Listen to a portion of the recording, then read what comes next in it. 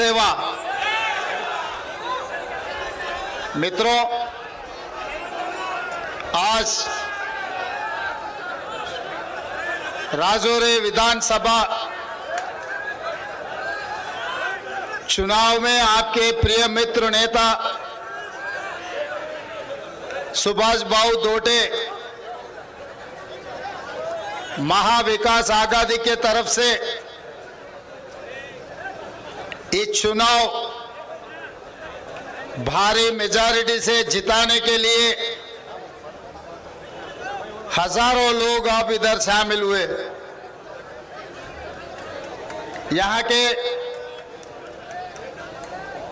हमारे महिला नेता, हमारे माँ, हमारे बहन, हमारे भाई लोग, ये मत समझो मैं दिल्ली से नहीं आया हूं, मैं आपके पड़ोसी हूं, तेलंगाना के मुख्यमंत्री हूं।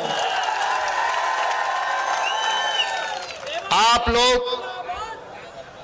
हमारे जुड़वा भाई लोग हैं, क्योंकि जब हैदराबाद राज्य था निजाम के सरकार में हम लोग सब मिलजुल के हैं। पहला चुनाव जो विधानसभा के चुनाव हुआ था तब हैदराबाद राज्य में आप लोग थे। कोंडा लक्ष्मण बापू जी यहीं से उम्मीदवार जीतकर हैदराबाद राज्य में बहुत कीमती भूमिका निभाए। उसके बाद निजाम सरकार के जो हैदराबाद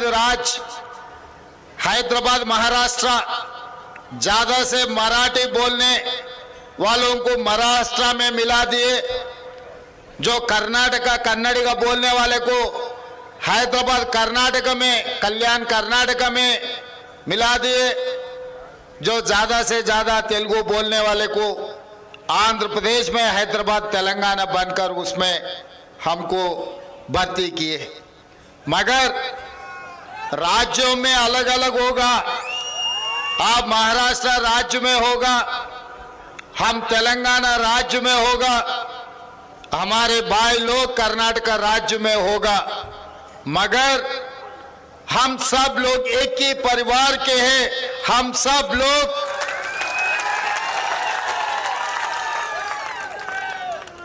अच्छे बुरे में हम लोग सब मिलजुल कर रहना जरूरी है। आपके बगल में सिरपुर, कागजनगर, आदिलाबाद, आसिफाबाद आपके अगल बगल में है। बहुत सारे यहाँ के नौजवान लड़कों को शादी करना है तो आसिफाबाद आना है, नहीं तो आदिलाबाद आना है। यहां से बहू को लेकर जाना है तो हम भी मेहमान बन के आपके ने आने का जरूरी है। राज्य अलग हुआ मगर रिश्ता तो अलग नहीं हुआ है, आज भी वो रिश्ता है। इसीलिए हमारे भाई बहनों से मिलने के लिए आने वाले विधानसभा चुनाव में सुभाष बाबू दोटे जी को यहां से भारी मेजॉरिटी से जिताने के लिए आपके भाई बनकर, आपके रिश्तेदार बनकर मैं इधर आया हूं। मैं एक ही बात साफ कहना चाहता हूं, हम बचपन में स्कूल में किताबों में पढ़ते थे, ये महाराष्ट्र वीरों का धरती है। हम किताबों में पढ़ते थे, छत्रपति शिवाजी महाराज के बारे में हम पढ़ते थे।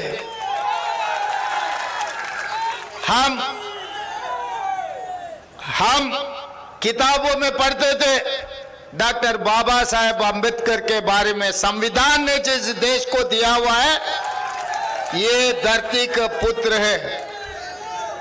हम लोग पढ़ते थे फूले जी के बारे में। तो मैं ये बात साफ कहना चाहता हूं, हम इतिहास में किताबों में छत्रपति शिवाजी महाराज के बारे में, ज्योतिराव फूले जी के बारे में डॉक्टर बाबा साहेब अंबेडकर के बारे में हम किताबों में पढ़ते थे। उसके बाद हम कॉलेज में आने के बाद हम युवा होकर राजनीति के बारे में चर्चा करते हुए समय पर बाला साहेब ठाकरे के बारे में, शरद पवार के बारे में हम सुनते थे। मगर आज के तारीख में महाराष्ट्र इस हिंदुस्तान में दूसरे बड़ा राज्य है। मगर जब केंद्र सरकार को जब पैसे कमा के देने में महाराष्ट्र पहले है सबसे ज्यादा। आप लोग मेहनत करते, आप लोग पसीना निकाल के आपके पसीनों का पैसे नरेंद्र मोदी जी को देते जा रहे।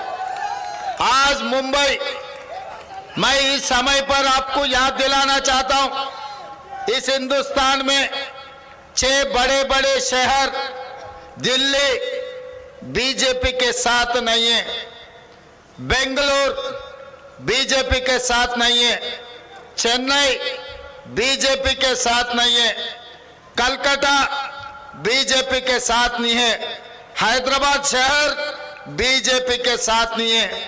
पिछले बार मुंबई भी बीजेपी के साथ नहीं था, महाविकास आघाड़ी के साथ में था। मगर कहीं उन लोगों को जगह नहीं मिला।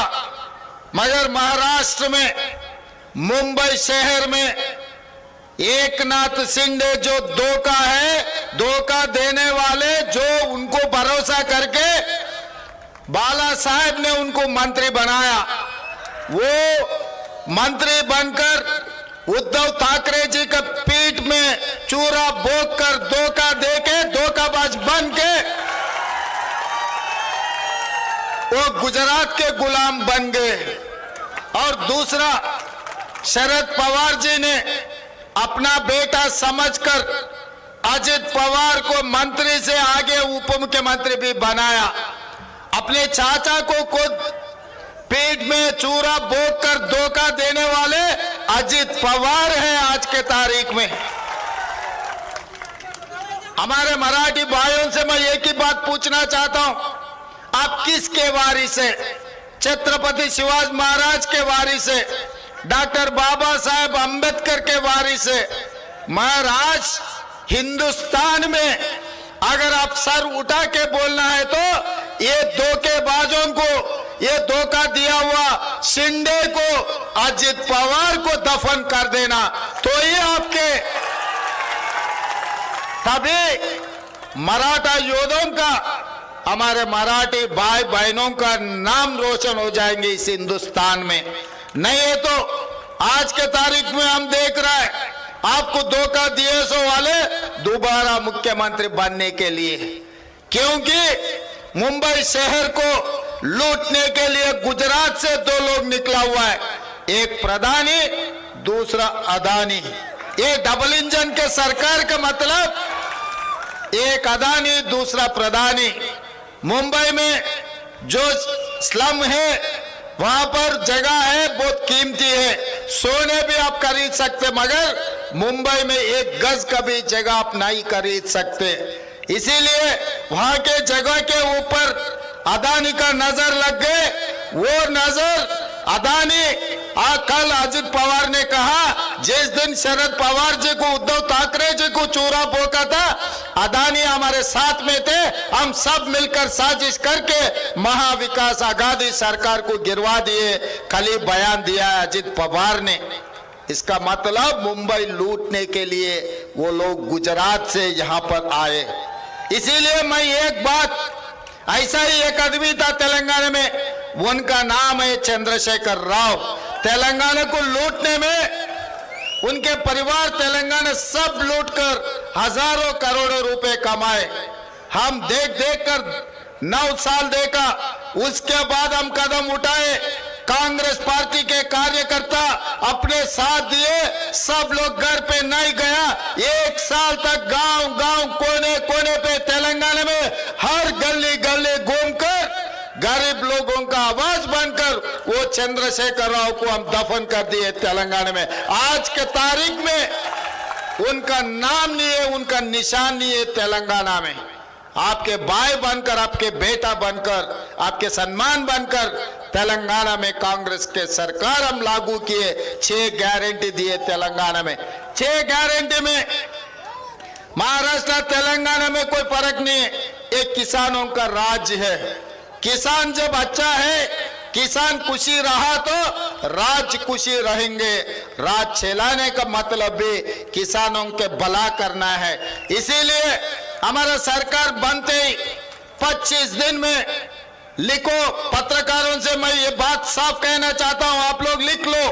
25 दिन में 18,000 करोड़ रुपए, 2 लाख तक किसानों का कर्जा माफी करके इस हिंदुस्तान में तेलंगाना के सरकार, किसानों का सरकार, किसानों के लिए 25 दिन में 18,000 करोड़ रुपए मैं जमा किया बैंक खाता में। 2 लाख तक हर किसान को हम कर्जा माफी कर तेलंगाना सरकार, किसानों का सरकार इस हिंदुस्तान को आवाज दिए। दूसरी रहा नौजवानों का बेरोजगारी। 10 महीने में तेलंगाना सरकार 50,000, लिखो 50,000 सरकार नौकरी हमने दिया 10 महीने में।